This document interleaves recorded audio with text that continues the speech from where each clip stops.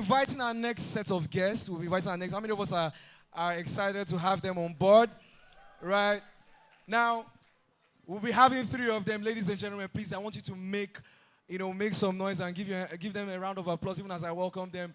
First off, I'm going to have a lifestyle creator. She's passionate about life. She's a traveler, a blogger, and a content creator. Make some noise for Adefuye Mofope.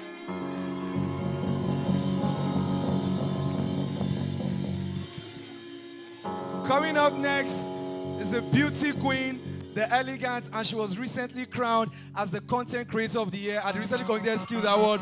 Make some noise for Izehi Anita. Thank you. And then finally, he is a designer.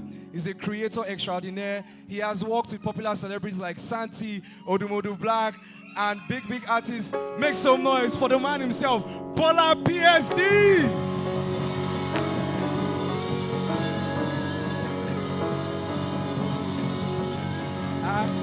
You guys you sit down here. You guys sit down here. All right, thank you so much. Welcome to the show.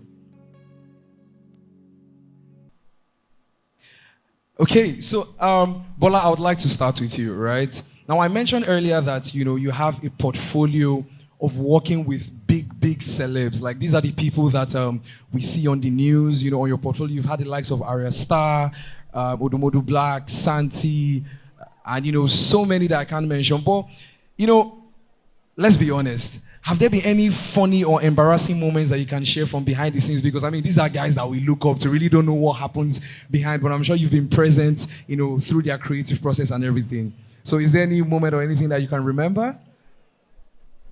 I don't know if I can share. Okay, he can't share it. Confidential. It's all good. Okay. Why don't you tell us about the most unconventional or conventional project you've ever worked on? How was the reaction and how did you handle it? Like maybe one of your most difficult projects or your most tasking projects. So I would say, my name is Bola. Ladies and put your hands together for Bola. Come on, put your hands together for Bola. I was talking about the current project I'm working on right now, and that's for Ashlocks. So I'm currently designing Ashlocks next collection. Yes. And I have my project defense on Monday. So I've been working on my project. I'm also working on the collection as well. So it's been, Ashlocks is it's an organization. So yes, I have definitely. to put in my best to it. I also have to put in my best to my project. Yes, definitely. And at the same time, I also have I'm also working on something for Nike. So there are lots. I'm doing something for Arasta at the moment as well. So I'm doing 4 different projects. So it's just about balancing it. So what do you ask me again? No, it's fine. Okay, you mentioned that you're working Nike, right? And I don't know how many of you have seen Arya Star's Sabi Girl logo. How many of you have seen the Sabi Girl logo, right? So for those of you that have seen it, Bola was the brains behind it. Now, you see, if you can tell us, right, is there any logo, if you could design a logo for any famous person, living, dead, or deceased, who would it be and why? Anyone at all? That would be Virgil Abloh. Virgil Abloh, wow, rest in peace. Now that's what you're meant to say. Okay, and why Virgil? Talking about my journey through creative direction and designing. Virgil is my inspiration. So okay. I always look up to what his works. I'm always referencing it from time. I still reference it now though. So that's been my inspiration right from when I started designing. Definitely. Totally understand. All right, thank you so much, Bola. So now let me talk to the lifestyle, the beauty queens themselves, Izehi and Mofope. So many people view social media influencers as role models, right? We all look up to, we have different influencers that we look up to. I think for some people in this room, it's Tommy K. How many of you are Tommy K fans here? All right. So, how do you handle this, this pressure to present an ideal lifestyle while also being authentic and, true to your brand? First me. Hi, guys. Okay, very good question. I try my best to be myself all the time. Because I feel like people that are following you have seen value in you and have seen something they want to emulate, and that's why they're following you. So if you follow me and I'm putting out stuff and I expect that thing to, add value to you based on me, like who I am. So I don't think I do anything on my page or on my platforms that I don't do in real life. So everything I do on the internet is what I do off the internet. You guys understand? So that's what I do personally, because I think it's really hard for you to balance it. It's like living a fake life, literally, if you're trying to portray something on the internet because you want people to view you in a certain way, or you want to just have them think of you in a certain way. Just be who you are, and people will resonate with you. You're growing, you're not perfect. So that is my mantra as a creator. Thank you so much. So, Mofope, listening to Izehi, she's mentioned, she's talking about how, you have to be, true to your lifestyle. Okay, what are some of the misconceptions or stereotypes that you've encountered as, a lifestyle content creator? Do you understand? How do you challenge these status quos, with your content and, what it is that you do? Okay, thank you, Guinea. Hi, guys. I think a major one is that everything is always perfect. Like, even when they cry on social media, some people still think it's orchestrated, that they just want to pull up something. So I think, like she said, it's just to be yourself. And I think a major thing for me is also how you leave people too. So when you meet them one-on-one, when you meet them offline, how do you make them feel? So I think that's enough. But you can't take off the notion that people will have about you. Like, people would always think something. So it's just up to you to live your life very well. And when you meet somebody, give them 100%. Be you. You might not be in the best mood, but just be yourself and you're good to go. All right, thank you very much. Please put your hands together for them. Now, you see, one thing peculiar about three of you is that, you guys have built, brands, quality brands, and, this has kind of become a business for you. Do you understand? Like, you make money because of what you do, right? Now, for a young content creator, right, how do I transition from being just the ordinary social media user to being, something that maximizes, especially in this, day and age where, Instagram platforms are currently encouraging, businesses through social media platforms. For a young content creator that, is currently just a social media user, how do you navigate to the business side of social media? This is a question for three of you. I don't know who would start with that. Fops. All right, now. Okay, so monetization. I think the first thing would be to know your worth or know your value, because brands do this a lot. So, for instance, they would ask different influencers for their rate cards, and they would now pick, What's your rate card? see me after. And then they will pick the ones that, okay, are not so expensive. But brands that know what they want, they go for the big ones. So I think it's important to know your worth at first and know that, okay, I want to be charging this. At first, you've done enough free jobs, free gigs, is okay. So I think you get to a point in time, you would know when it's time, okay, let me charge for this, let me charge for that. You can start from your friends. They'll support you if you are producing something that is worth it, and then and you can also ask other people, have mentors. So how much do you charge? How do you do this? And you're good to go. Okay, so Bola, for you, right, it's your visibility was to, respectfully, was to big, influencers, content creators, celebrities, right? How did you go about that visibility? Because, someone is scrolling through your page and they're seeing Bola's pictures with like these guys, and I'm like, no, me and this guy with the wrong go calf together. No, me and this guy with the chapel together. Do you understand? So, how did you go about that visibility? Like, how, did you get these guys to, for you to commission works for them? I would say professionalism. So like when I started like design, that was like 2 years ago. So like there's this approach that I feel like if you want to like get into something, you need to show people that you're professional, even if you are not, like, at least like I'm starting. So like I need to put this professional approach. So when people see my work, they want to like reach out to me. So that's how I started. So like I first started, doing free stuff, obviously. Then I was posting. I initially started like, I do like conceptual works for like these people. So I could start with like making. So there was a time I designed this time I designed like a cover art for Odunsi.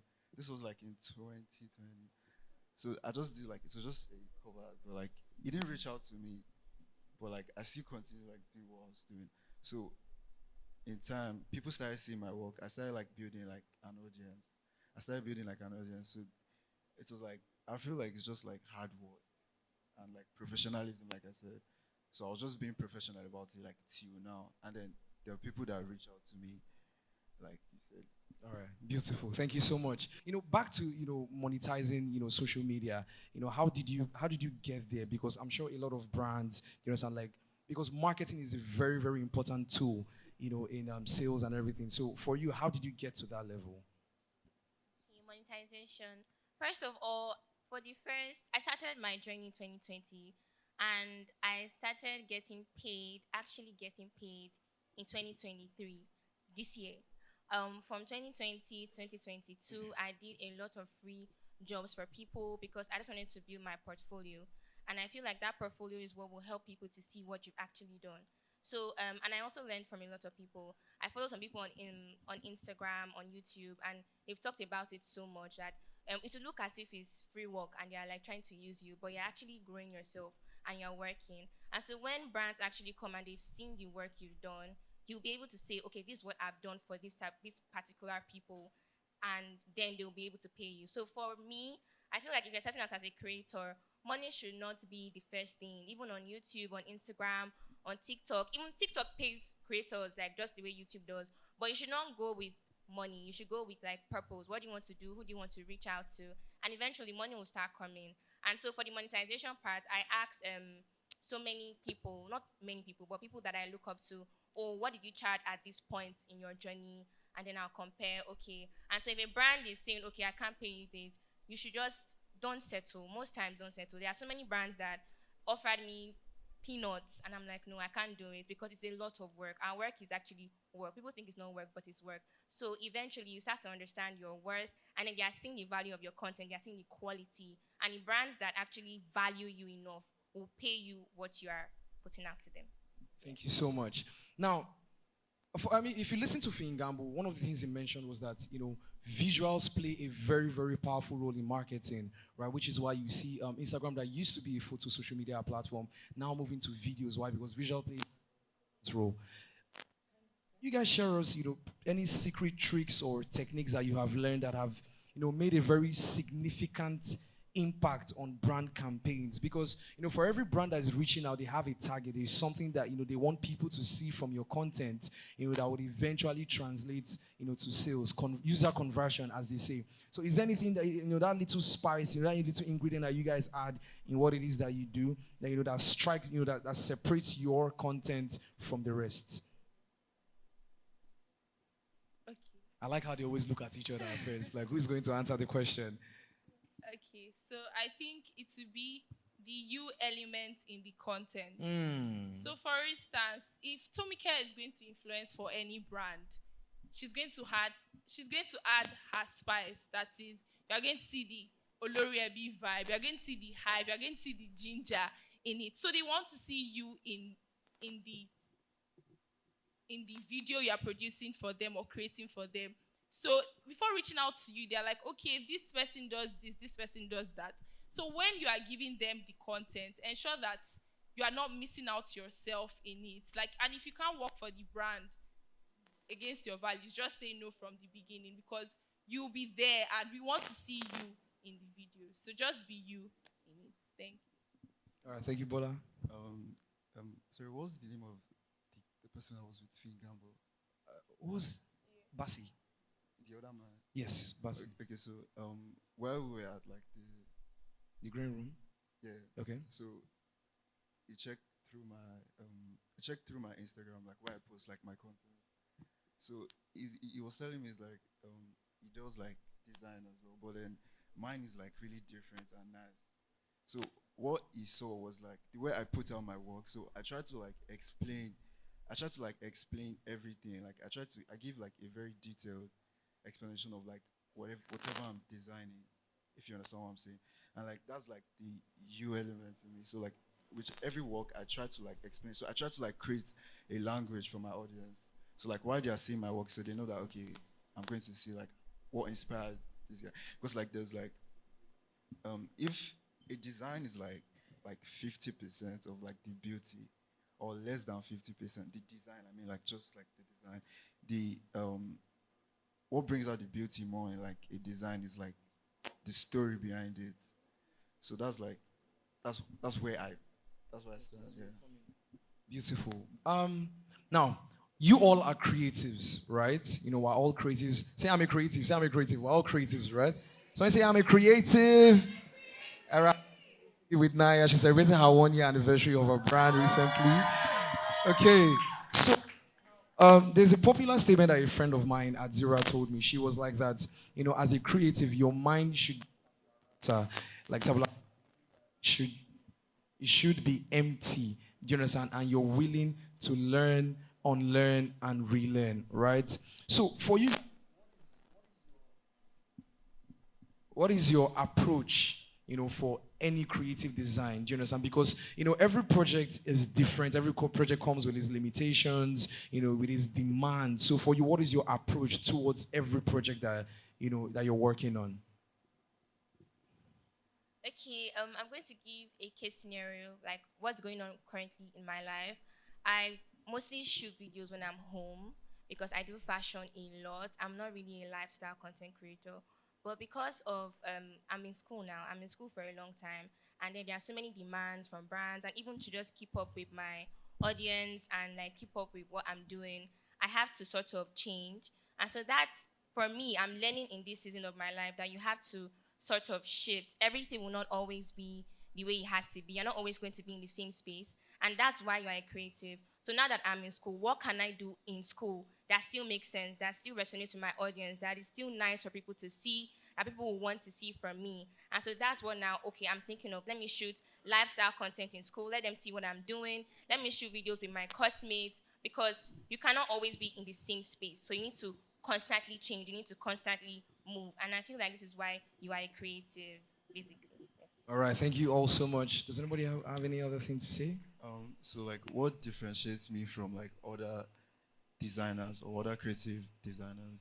So I try to like put like an open mind to like whichever work I'm doing. So like me, I can design for anybody. Like there's no niche to like, though I have my own style, but then at the same time it's like I can still design for other people.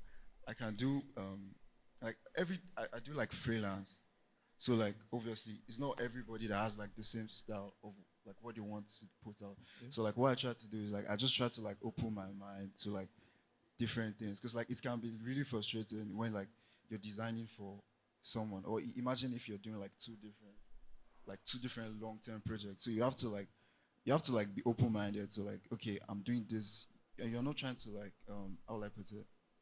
You're not trying to put this person's brand into this other one. Mm-hmm. So like I'm just like you just have to like be open-minded. And you said yeah, learn, unlearn, and relearn. Beautiful, beautiful. Now I think this question, you know, this question is very, very. I think it applies to every single person, right? Balance is the great question of balance. Balance. You know, four of us, we are university students with, you know, with our different courses and its, you know, different demands, and also demands here in, you know, this space, and also demands outside for the work that we do. Because I think as creatives, it's nothing like a pause. It's not like, oh, I'm not doing anything at this point. Yes, you might tone it out a bit, but I don't think you ever stop. Right? So for you guys, I think, you know, Bola mentioned about how, you know, he's designing for Ashlix and Nike right now and still has his project coming up. So, you know, how do we get that balance? You know, what is the key to that balance, or what is the answer? Okay, so to me, I feel like there's nothing like balance. So a friend gave this analogy that I just always remember. And every aspect of our life is a ball. But at various times, they either become glass balls or plastic balls. So for instance, as a content creator, you are defending on Monday and you have your service unit, you have different things. At that point in time, your project is a glass ball, so it must not fall. So maybe you've already created content before you can be posting, or you're a traveler, you can't travel at this point in time. It's okay.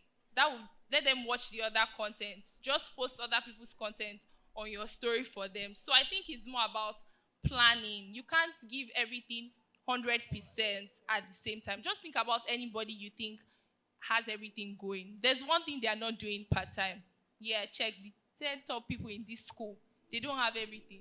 Is it that they are not in a relationship or something? How would you So say? yeah, you can't have everything. So, but whatever you are doing, give it 100%. If I'm in school, if I'm in class, 100%. Guinea now, his show, 100%. Anita, her content, fantastic. Bola, designs on point. And when they get to class too, because Bola is my coursemate too, and I checked. When Bola is in class, nothing like designing. Bola is focused. So I think what they do part-time and what we see is that they give 100%. So when you see them, or even Bolu here, when you see Bolu in chapel, you're like, excellent, because he's doing his work part-time. So yeah. All right, thank you so much. So, what is balance for you?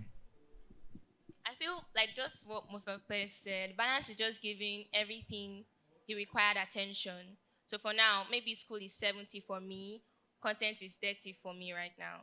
And so it's not giving it 50-50 because I'm in school, and that's the truth. I have to graduate. When I graduate, then we can do the content work.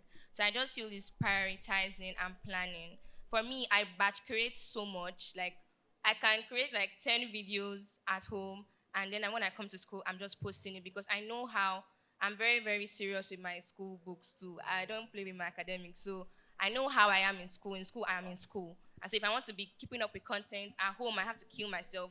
Create all the content, don't sleep, then in school, dispense. But if you know you can't do that, then just stay in one place. Then when you can now do what you want to do. All right, thank you very, very much. Bola, would you answer the question? I'll say mine is still 50-50. So like Yours is 50-50. Yeah. This guy is such a senior man. Everybody says 70-30, say mine is 50-50. Like, all right, we're listening. I'll say it's 50-50 because like obviously I can't be designing what they've not given me. So like it's when they give me that I'll be able to design it. So like I know, okay, if I'm supposed to be in class today, I'll be in class. Most times like it's from class to my room. So like I'm always in my room designing. I'm always doing something. I'm never like less busy. So like once I have like right now, after this, I'm going to go and do my project. Then probably in the nights, I'll work on like other stuff. So like I'll just give it time. I'll give it time. I don't know how to plan, but like I know that okay, I know I have to do this. I have to graduate. Yes. So like I have to do this. I still have to do this. I have to find a way. So that's it. Definitely. And we would all graduate in Jesus' name. Amen. So I have a very, very important question. Please, can there be silence in the room? Because I feel like this question is, it's very important pertaining to my life, and I think the answer is going to give direction. Right? This question is, it means a lot. Bola, can you introduce me to our star? All right, ladies and gentlemen, thank you so much.